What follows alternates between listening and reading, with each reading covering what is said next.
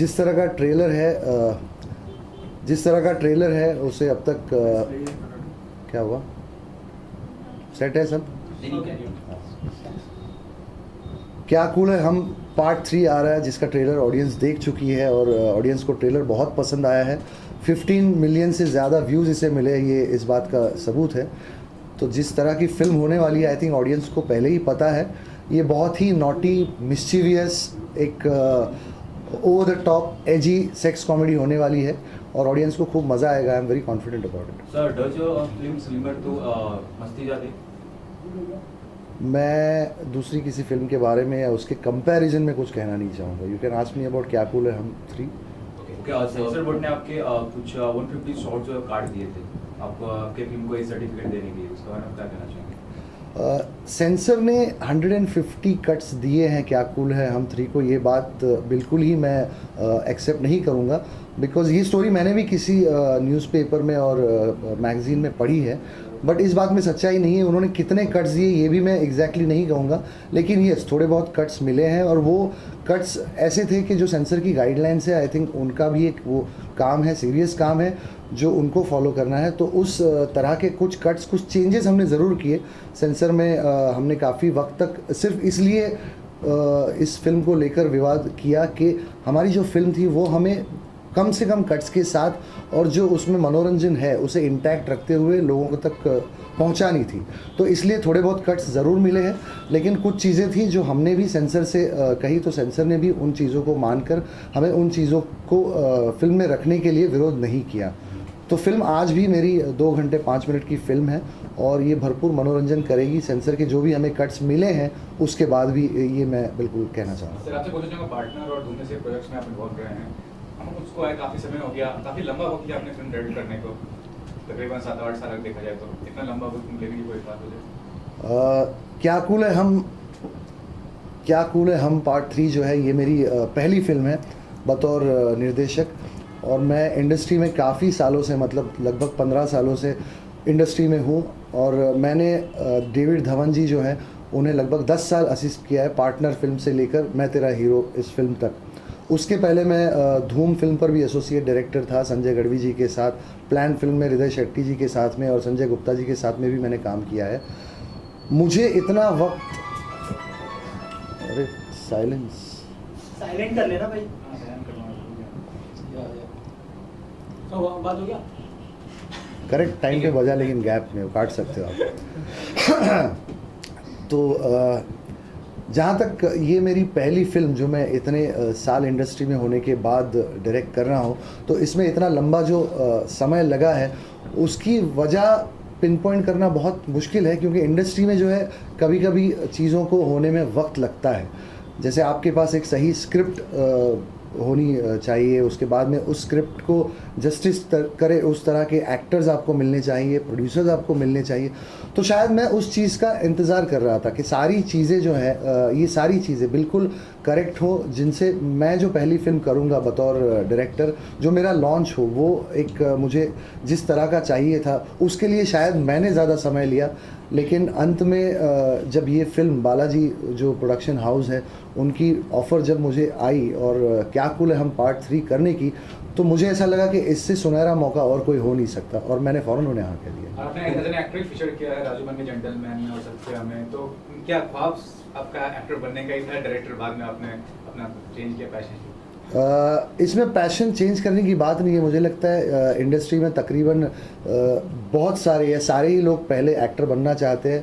मेरा भी ख्वाब था, तो मैंने भी कोशिश की, मैंने एक्टिंग की है, मैंने प्रोडक्शन में भी एज एन असिस्टेंट प्रोडक्शन काम किया है, as an assistant director television में भी काम किया है।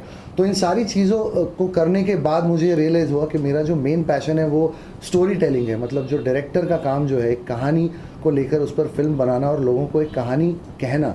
तो मुझे लगा कि इसमें ज़्यादा एक्साइटमेंट है और जिस दिन मुझे इस चीज़ का अंदाज़ा हुआ उस दिन से मैंने अपना सारा फोकस जो है, सारी एनर्जीज़ जो है वो चैनलाइज कर दी डायरेक्शन में। और उसी के बाद मैं सीरियस हुआ और मैंने डायरेक्शन में जैसे संजय गढ़वी जी और डेविड धवन जी इन्हें असिस्ट करना शुरू किया और उसके बाद मैं लगातार असिस्ट करता रहा क्या कूल है हम 3 जब मुझे मेरे पास पहुंचने तक। लेकिन क्या मूवी की बात करें तो जैसे आपकी जो मूवी है क्या कूल है हम 3, वो टोटली अडल्ट कॉमेडी है कि उसमें एक्शन और रोमांस भी देखने का मौका मिलेगा दर्शकों को? एक्शन और रोमांस, हाँ।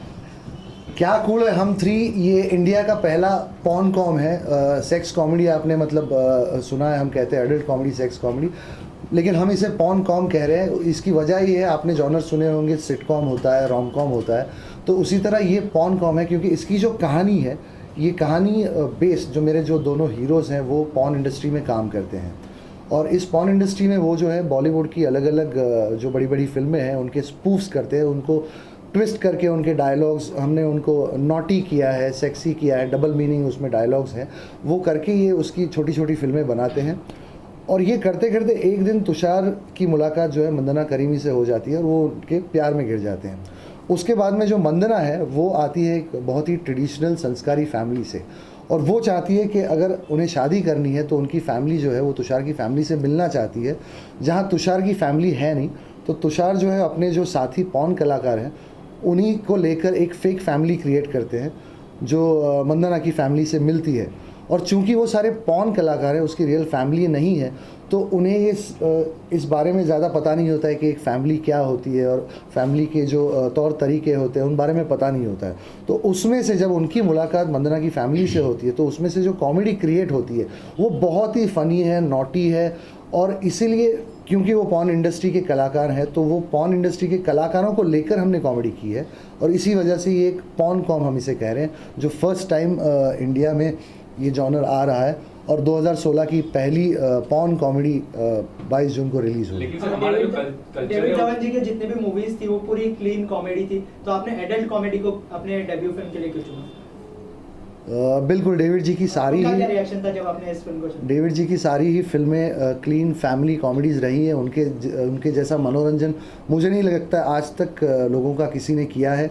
40 लगभग सुपरहिट फिल्में उन्होंने बनाई हैं, और आज भी आप कोई भी टीवी चैनल ऑन करिए, डेविड जी की कोई ना कोई फिल्म चैनल पे ज़रूर चल रही होगी, और बड़ा बहुत मज़ा आता है, बहुत ही एंटरटेनिंग थी।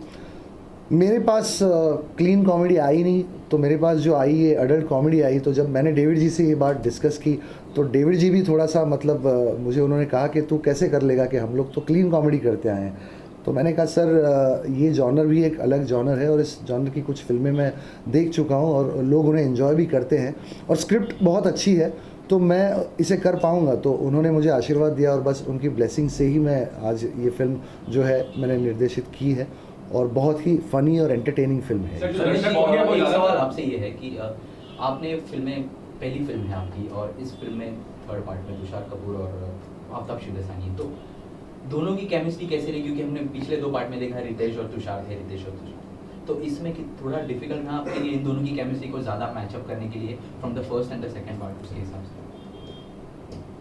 थर्ड पार्ट में आप तुषार और आफ्ताब को पहली बार साथ में देखने जा रहे हैं। इन दोनों ने इससे पहले साथ में काम कभी नहीं किया है, लेकिन ये दोनों बहुत अरसे से एक साथ काम करना चाह रहे थे। तो शुरुआत वहीं हुई जब हमने कास्टिंग आफ्ताब की। और आप अगर देखेंगे तो तुषार ने अपना जो गोलमाल है, गोलमाल की पूरी सीरीज़ और क्या कूल है हम के दोनों पार्ट्स, इनमें इतनी बेहतरीन कॉमेडी की है। मेरे ख्याल से तुषार एक बेहतरीन comedy actors, he is a versatile actor, he is actually allrounder, he is a very good actor. तो उनकी कॉमिक टाइमिंग बहुत ही बढ़िया है। और उसके अलावा आफ्ताब को अगर आप लेंगे तो आफ्ताब ने भी मस्ती सीरीज़ में काम किया हुआ है।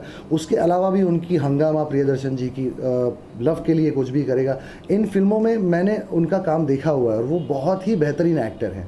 तो इन दोनों को जब हम साथ में ला रहे थे तो मैं बड़ा एक्साइटेड था, और पहली हमारी जब मुलाकात हुई उस दिन से आफ्ताब तुषार की केमिस्ट्री और मेरा भी उनके साथ ट्यूनिंग जो है बहुत ही अच्छा रहा। उन्होंने फिल्म पढ़ी, उन्हें बहुत मज़ा आया, और उसके बाद में हमने कुछ वर्कशॉप्स भी किए। जैसे ये सेक्स कॉमेडी है तो आप सोचेंगे ये वर्कशॉप इसमें कहाँ से आ गया, बड़ी सीरियस चीज़ है, because comedy is a very serious business, और इसमें कुछ नए कलाकार भी हैं, और पॉर्न कॉमेडी है। तो इस वजह से to get into the character हमने सारे एक्टर्स के साथ में लगभग 1 महीना वर्कशॉप्स किए, और उसी दौरान जो ट्यूनिंग, जो केमिस्ट्री उनकी हो गई थी, उसके बाद सेट पर मुझे कभी ऐसा लगा नहीं कि कुछ और कुछ करने की ज़रूरत है। मतलब everything just fail into place, और सबकी केमिस्ट्री पहले दिन से बहुत ही बढ़िया रही। इस तरह की जो एडल्ट कॉमेडीज होती है, एडल्ट फिल्म होती है, उनको सेंसर से बहुत से इश्यूज आते हैं। इस फिल्म को भी आए हैं, तो what will be as a director of the first film, आपका क्या टेक होगा इस तरह के जब इश्यूज आते हैं, ये सीन कट हो गया, वो सीन कट हो गया, कहीं ना कहीं फिल्म जब आती है तो एक पर्टिकुलर अगर सीन नहीं रहेगा तो लोगों को समझ में नहीं आएगा, ऐसे बहुत से इश्यूज होते हैं, so what will be your take on it as a director of the film? Censorship की जहाँ तक बात है, जो सेंसर्स के गाइडलाइंस है वो उन्हें फॉलो करते हैं।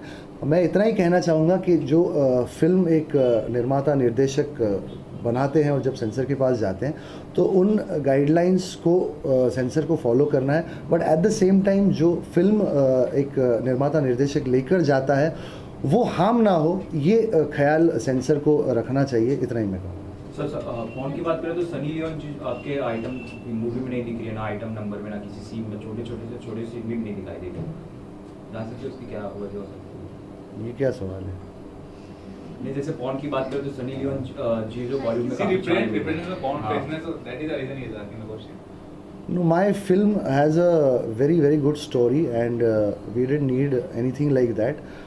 बस यही है, मेरी फिल्म की कहानी हीरो है और जो कहानी है वो बहुत ही मनोरंजक है। उसके लिए मुझे किसी आइटम गर्ल या किसी भी तरह के स्टंट की ज़रूरत नहीं लगी।